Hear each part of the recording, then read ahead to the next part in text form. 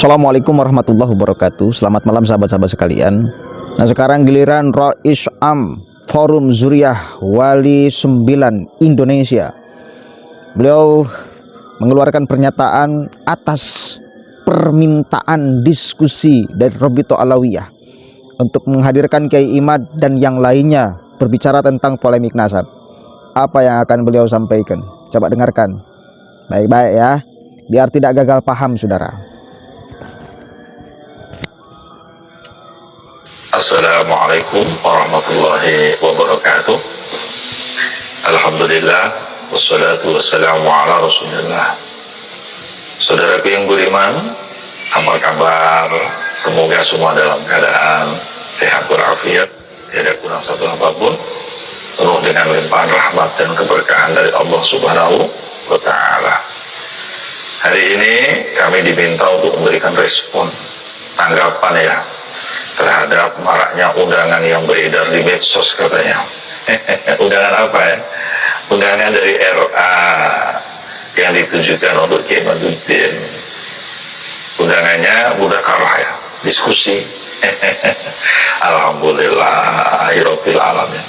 Respon saya adalah bersyukur jika itu serius, tidak main-main. Kami siap untuk membantu jika diperlukan. Tapi kalau hanya main-main, hanya cari sensasi, hanya cari framing, untuk apa? Nanti malah akan semakin blunder Robito Alawiyah. Percaya deh sama kami. Nah, saudaraku yang budiman, kenapa kok kami ini sangat sekali berkepentingan pertemuan antara pihak Robito Alawiyah dengan Kiai Imaduddin? Ya kan, kita sudah pernah inisiasi berkali-kali.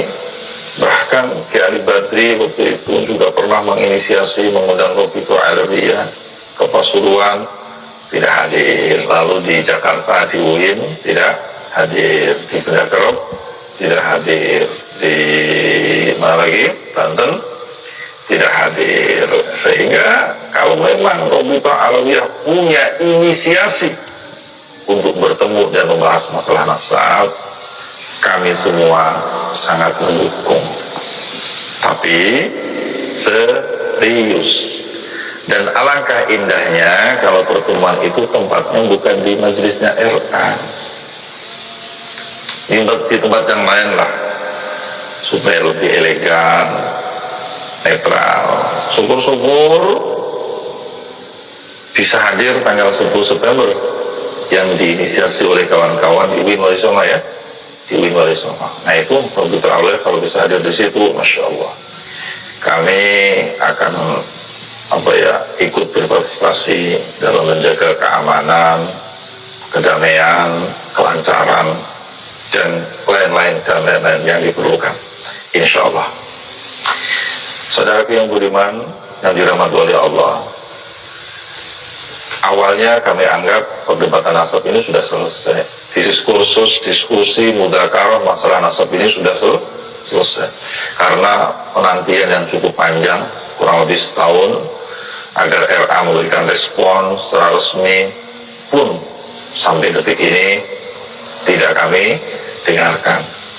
Sehingga hari ini sebetulnya yang kami inisiasi itu bukan pertemuan membicarakan masalah nasab, justru cari win-win solution agar masyarakat para muhibbin ini tetap damai.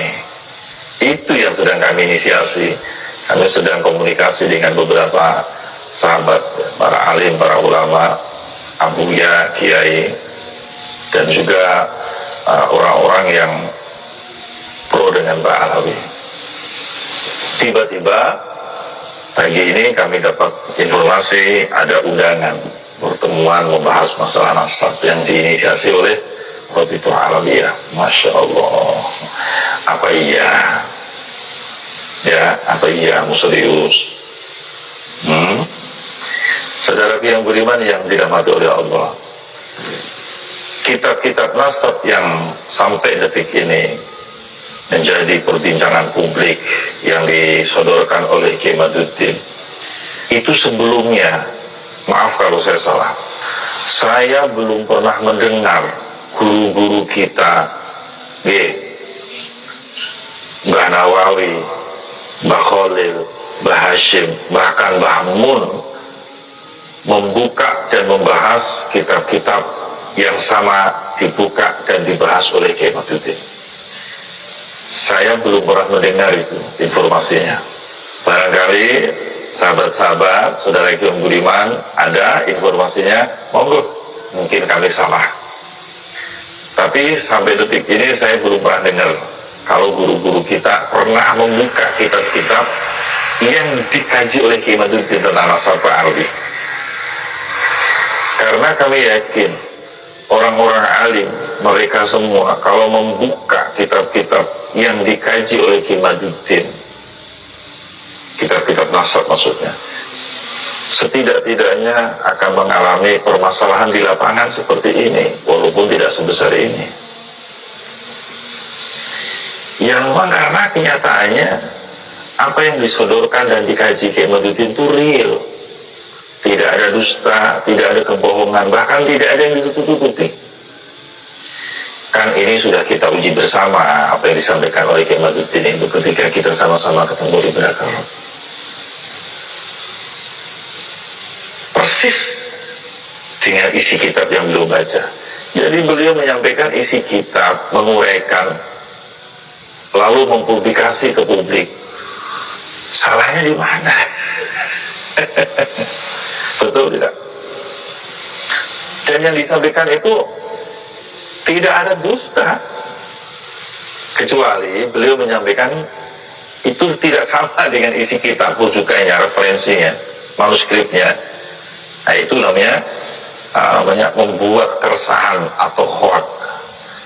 Ini enggak, persis beliau menyampaikan isinya. Bahkan referensinya pada saat itu kita kaji bersama juga. Tidak ada yang meleset. Itulah makanya kami sangat berkepentingan kepada Rabithah Alawiyah untuk memberikan respon terhadap apa yang disampaikan oleh Kiai Maduddin ini dari referensi kitab-kitab yang kami anggap kitabnya bisa dipertanggungjawabkan di abad yang mendekati kelahiran Ahmad bin Isa sebagai dzurriyyah Kanjeng Rasulullah Muhammad Shallallahu Alaihi Wasallam. Nah itu saja saudara yang budiman, respon kami terhadap apa yang hari ini sedang rame-ramenya. Oke, cukup ya. 2 tahun penantian untuk mendapatkan respons Rabithah Alawiyah, dan sekarang tiba saatnya ketika mereka sudah sangat terpojok. Satu kali lagi, ketika mereka sudah sangat terpojok, mungkin dulu merasa bahwa mereka adalah sangat besar, kekuatannya sangat luar biasa, dan siapa sih Imad? Anak kemarin sore, mana pasukan Imad? Sekarang kayak Imad sudah membentuk pasukan di berbagai wilayah, di berbagai daerah. Ya, beliau ceramah kemana-mana, membawa satu narasi bahwa nasab Ba'lawi itu batal secara kajian ilmiah, kajian akademik, lalu kemudian diterima oleh masyarakat. Nah ini goncangnya Rabithah Alawiyah sekarang. Ya syukur alhamdulillah bila kemudian memang ingin dibuka sejelas-jelasnya persoalan kitab yang dikaji oleh Kiai Imad, referensi, adu data, adu dalil, kan itu ya. Tapi tetap mohon untuk di tempat netral. Ya, jangan terus menganggap bahwa Kiai Imad dan kawan-kawannya itu orang lemah, orang kecil, lalu Anda kuat sehingga Anda bisa seenaknya diundang tak datang, lalu kemudian sekarang memaksa harus datang di tempat kalian. Nah itu kan, itu logika sederhana. Tak bisa seperti itu Pak, tak bisa sekarang seperti itu. Anda memperlakukan kami seperti berbeda dengan kalian di dalam urusan kasta, kekuatan, dan lain sebagainya. Tak boleh. Di ruang akademik itu yang paling tepat, karena ini berbicara tentang sejarah. Please jangan mendikotomi antara ilmu sejarah dengan ilmu agama, ya. Karena sekali lagi ini persoalan sejarah. Orang yang hidup di abad ke-4, yang hadirnya mesti ahli filologi, yang ngeceknya, monggo. dari pihak Rabitul Alawiyah juga hadirkan ahli filologi, ahli nasab untuk memverifikasi nasab seseorang. Katakan kan gini, selalu dalilnya itu surah wal istipadoh. Nah, boleh aja ditanya, kenapa bisa surah wal istipadoh? Apa alasan menjadi surah wal istipadoh? Datanya mana? Kenapa seperti itu? Kan itu. Dan mereka sampai detik ini belum pernah menunjukkan satu manuskrip yang menunjukkan bahwa memang Ubaid itu hidup di abad keempat. Tak ada sampai detik ini. Selalu berpedoman terhadap surah wal istipadoh. Sembari ulama-ulama yang menetapkan yang surah wal istipadoh itu, tak pernah kita tahu alasan mensurah wal istipadohkan, menetapkan Habib Ba'lawi itu sebagai zuriyah Nabi. Tak pernah kita tahu, ya, tak pernah kita tahu. Dan Kiai Imad ternyata mempunyai metodologi yang kita bisa terima secara akal sehat untuk melacak orang yang hidup di abad keempat, didukung oleh ahli filologi rasional dong. Jadi jelas apa yang beliau sampaikan. Kemudian menarik itu kalimat-kalimat yang di akhir. Beliau mengatakan, tak pernah kita menjumpai, mendengar dari sesepuh guru-guru kita, Hadratus Syekh Kiai Haji Hasyim Asy'ari dan yang lainnya, termasuk yang masih baru meninggal, Kiai Haji Maimun Jubair, itu membedah secara benar-benar spesifik kitab-kitab yang disampaikan oleh Kiai Imad. Belum pernah kita. Ya cuma beliau juga mungkin berpedoman kepada surah wal istipadoh aja. Jadi orang yang menetapkan surah wal istipadoh, alasan menetapkannya itu tak pernah digali. Bayangan saya seperti itu.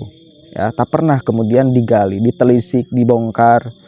Asbabun nuzulnya bagaimana nih? Kenapa bisa di surah wal istipadohkan? Husnuzonnya kebanyakan ulama-ulama kita itu kemudian berpedoman kepada surah wal istipadoh yang sudah ditempatkan oleh orang lain, lalu berprasangkalah baik, husnuzon. Dan itu saya kira itu dasarnya ulama-ulama kita. Salah apa enggak itu? Tak salah, tak salah, sedikit pun tidak salah. Tetapi bila ada orang yang kemudian sekarang tampil dengan metodologi yang rasional yang beliau miliki, beliau siap bertanggung jawab, lalu ternyata menggugat ke surah wal istipadohan itu, apalagi dengan ilmu-ilmu yang sekarang sudah ditemukan pakai DNA, ya wis, mohon maaf, surah wal istipadohnya itu bisa batal. Bisa batal itu. Bisa batal. Dan saya yakin masyarakat kita itu semuanya belajar kok ilmu sejarah. Mereka kemudian akan ngeh terhadap fakta ilmu sejarah, bahwa ketika ada orang yang hidup di abad keempat, diklaim hidup di abad keempat, ya mesti ada catatannya. Kalau tak ada ya tak akan diakui, tak boleh diakui dan tak boleh ngaku-ngaku. Dan itu. Tapi ya kita serahkan kepada masyarakat. Silakan kalian mau percaya yang mana. Ini bukan urusan kepercayaan bagi saya, karena urusan yang bisa dibuktikan. Kalau saya yang kemudian alhamdulillah sekolah juga, alhamdulillah saya pesantren juga. Kalau berbicara urusan sejarah, ya tak boleh mengandalkan kepercayaan. Tak boleh. Harus ada datanya, harus ada manuskripnya. Kalau tak ada, ya tak mungkin saya katakan ada. Gitu loh. Mohon maaf. Begitu. Mudah-mudahan ada manfaatnya. Assalamualaikum warahmatullahi wabarakatuh.